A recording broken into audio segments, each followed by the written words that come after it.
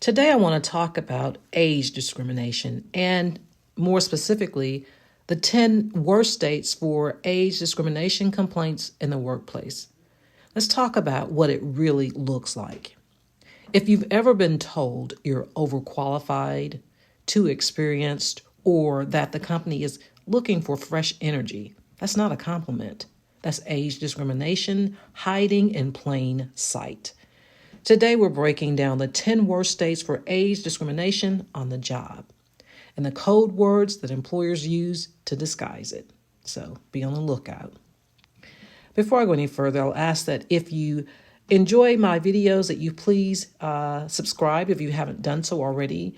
Hit the like button. It helps a whole lot in helping me to continue bringing content to you like this, which I really enjoy. It's very much appreciated. So let's talk about what age discrimination is. Age discrimination happens when an employer treats you less favorably because of your age, 40 or older. It's illegal under the Age Discrimination and Employment Act to do these things. It affects hiring, promotions, training, pay, and termination decisions. But unlike race or gender discrimination, age bias often hides behind polite-sounding language and assumptions. Here's an example. They'll say, you might not be a culture fit, or that they went with someone who's a better long-term investment. Translation, they think you're too old. So here are the 10 worst states for age discrimination, and this is where it happens based on EEOC complaints per 100,000 eligible workers. Washington, D.C. And yes, I know it's not a state, so don't y'all point that out to me. It's still how the EEOC lists it. But anyway, Washington, D.C., the nation's capital, leads the list. Ironically, a place full of senior advisors also leads in senior worker bias. That's, interesting. Number 2, Arkansas. Number 3, Mississippi. Number 4, Tennessee. Number 5, Nevada. Number 6, Georgia.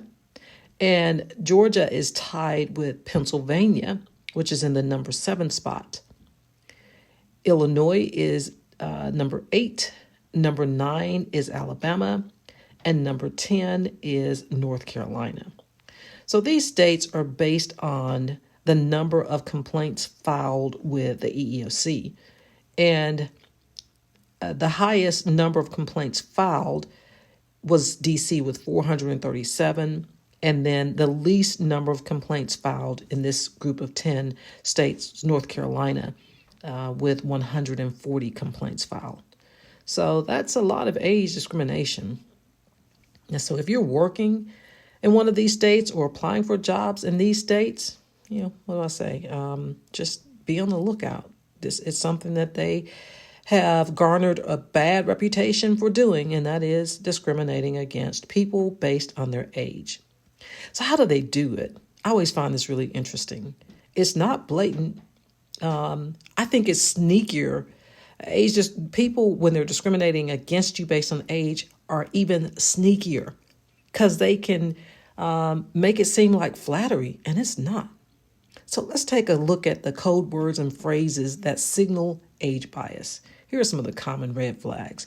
So if you're hiring, or if you're in an interview, if they're hiring you, looking to hire you, they'll say things like, we're looking for someone who's a better culture fit. Or we need someone who can keep up with a fast-paced environment. Or how about this one? You seem overqualified. Or we're looking for someone who'll grow with the company. And another one, you have a lot of experience, maybe too much experience. Yeah. So again, it sounds flattering, but no, they're saying you're too old. And then once you're already on the job, they have their code, words and phrases that they use. So for example, they'll say, we want some fresh energy on the team. Or you might not be as tech savvy as some of our younger employees. Another phrase is time to make room for new talent. And they might say, you've been here a long time. Maybe it's time to pass the torch. And then finally, we're modernizing the brand. And then that's usually followed by cutting older workers. So, like I said, it's very sneaky. Sometimes it's not always obvious, but it's a real thing. So what can you do about it? Well, as I'm always reminding you, you have to document everything. You have to have a record of it.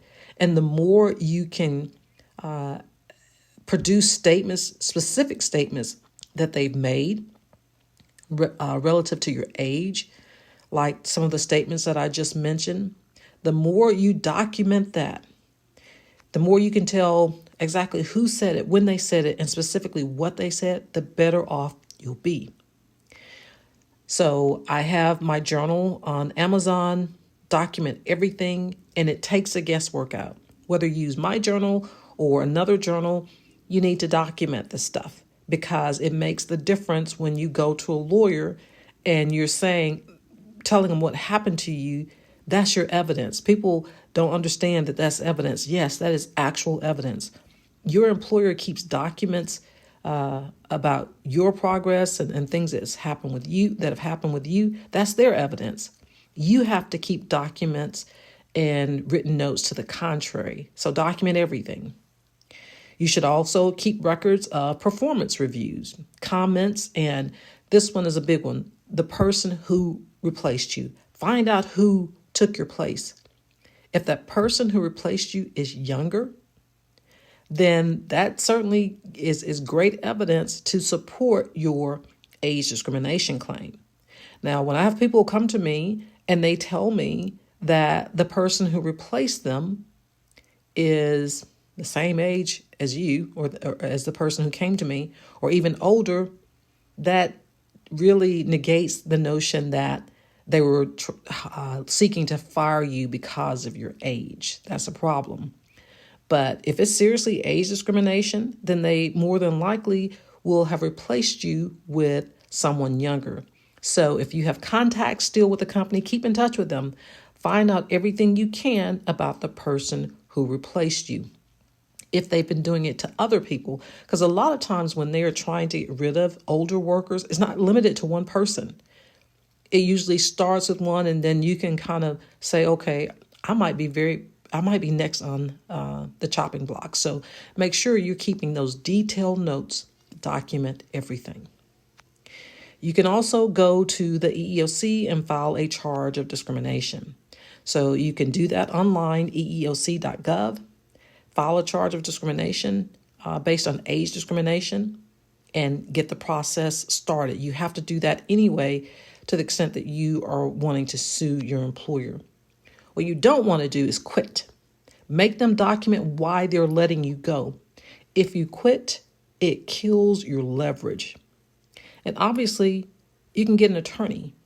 If it appears, if you feel like they are treating you less favorably because of your age, they probably are.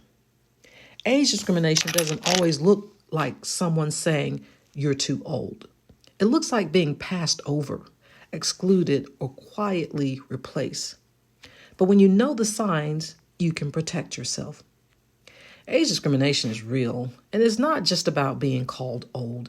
It's about being labeled overqualified, not a cultural fit, or the company just wants fresh energy. So if you're hearing code words like, we want someone who's a little more tech savvy, who brings new ideas, or pass the torch, pay attention. Those are red flags. Document everything. Don't quit without a plan. At the end of the day, experience is not a liability. It's leverage. See you next shift.